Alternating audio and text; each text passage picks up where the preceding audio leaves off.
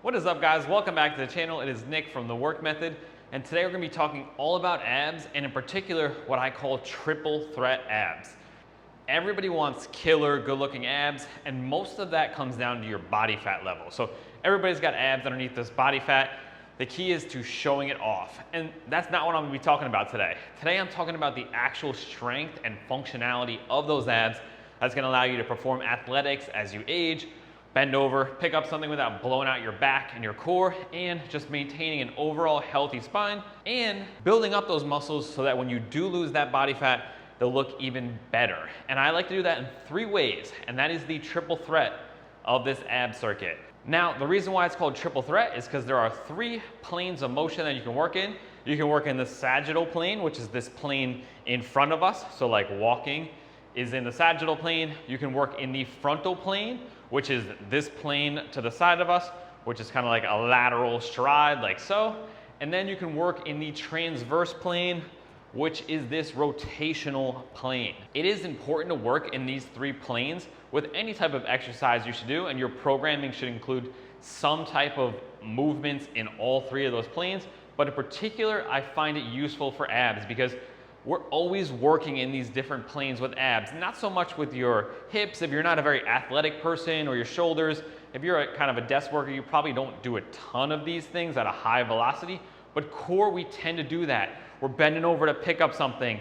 Maybe we go outside and we throw a baseball with our kid. Maybe you are a little bit of a weekend warrior and you shoot some hoops or play some flag football on the weekends.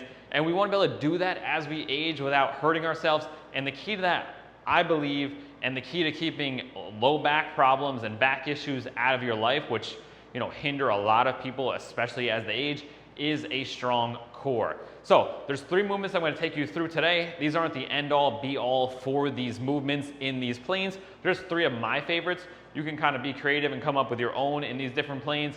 Let's walk through them, and I'll walk through how the rep structure is going to work and how to perform each of these exercises. We're going to start off with the sagittal plane. I got a couple of sets of dip bars here. You can also do this hanging from a pull-up bar. I actually find this to be a little bit of a regressed version with actually a little bit better contraction than your traditional hanging leg raises, either from a bar or from straps. So what you're gonna do is set up, you want the bars pretty narrow just so you can lock out your elbows, pull those shoulder blades back and down, let those knees hang behind you, and then you're gonna crunch up and try to bring your knees to your chest as high as you can, and you can even get a little pause at the top. You're gonna feel a really strong contraction in those abs. So working in the sagittal plane, which is this forward plane of our core movement, and what you wanna try to do is try to bring that tailbone under.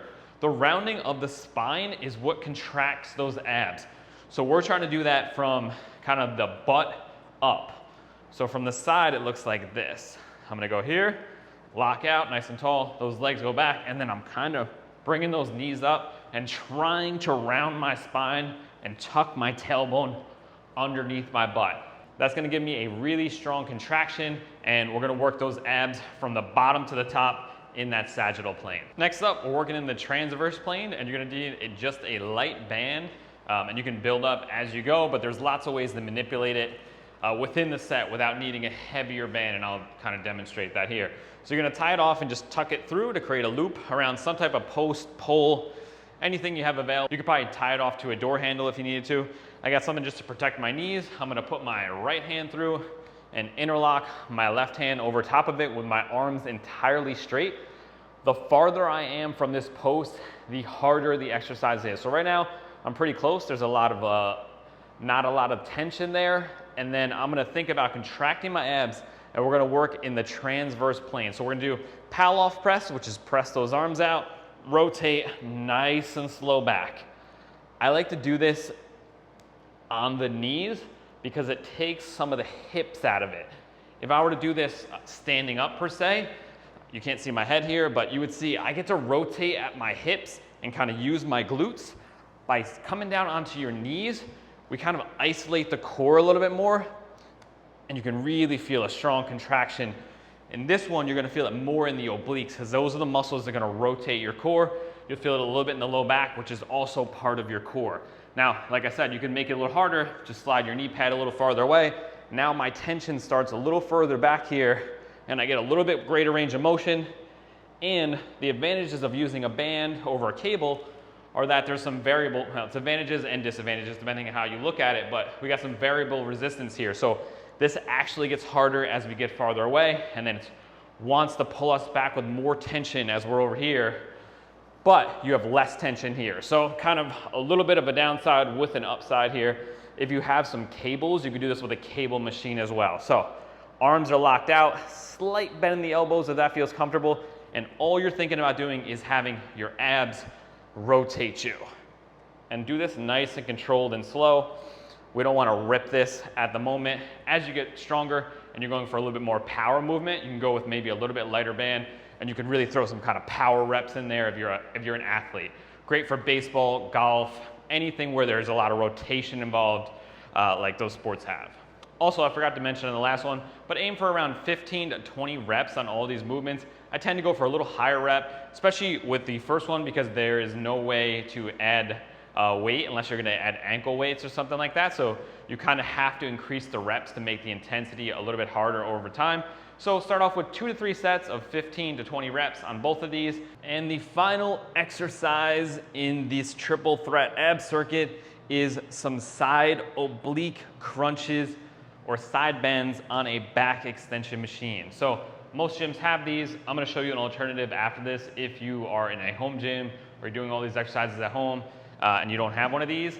Most of the other exercises you could come up with an alternative. Like a band is easy to get to tie off to something, and dip bars, you could use 2 chairs, you could use 2 countertops, whatever you have to kind of post yourself up or hang from something if you just have a home pull-up bar. But this one requires a little more equipment than maybe you have, but I will show you an alternative. So I like to set up with my top leg back behind me, pressed up against the roller pad.